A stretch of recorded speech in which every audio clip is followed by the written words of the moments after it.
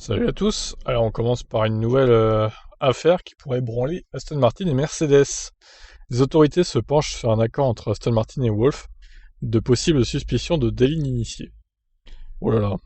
Cette affaire ne concerne pas directement la F1, à ce stade en tout cas, mais deux de ses plus grands patrons, Stroll et Wolff.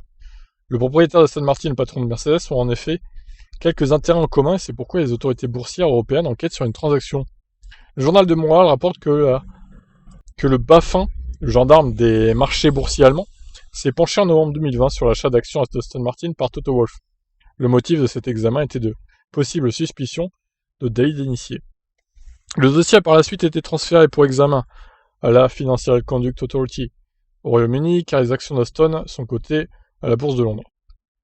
En effet, Toto Wolff a acquis en avril de l'année dernière une participation d'un peu moins de 1%, 0,95% exactement, dans Aston Martin, une part estimée à environ 36 millions de dollars au cours de la bourse actuelle. Le souci vient du fait que Mercedes a pris 6 mois plus tard 20% de participation en plus dans le constructeur britannique, qui a aussi nommé comme PDG Tobias Merce, alors responsable de MG. Cette nouvelle, évidemment, fait bondir l'action en bourse. Alors, délit d'initié, en fait, en gros, je vous explique, c'est avoir l'info avant tout le monde que quelque chose va se passer dans la bourse, en fait.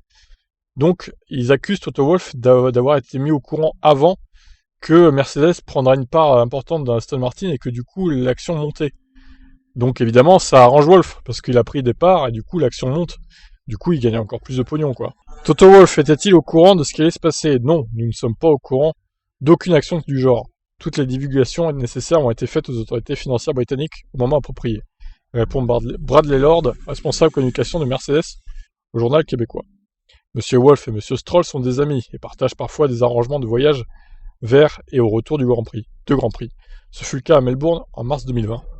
Monsieur Wolff a investi dans Aston Martin parce qu'il croit à la marque, au produit et à son potentiel de croissance. Aston Martin n'a pas fait de commentaires. Quentin Demeyer, son porte-parole, a répondu qu'il s'agit d'un investissement financier comme toujours.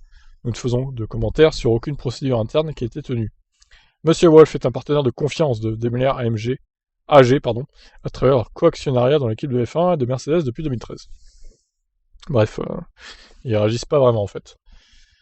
Alors ça touche pas directement la F1, mais attention, parce que si vraiment ils sont inquiétés, les Wolff et Stroll là, attention, hein, ils pourraient être virés de leur équipe. Enfin Stroll du coup, je sais pas s'il pourrait être viré de sa propre équipe quand même, mais Wolff, c'est pas lui qui possède Mercedes, donc il pourrait sauter quoi.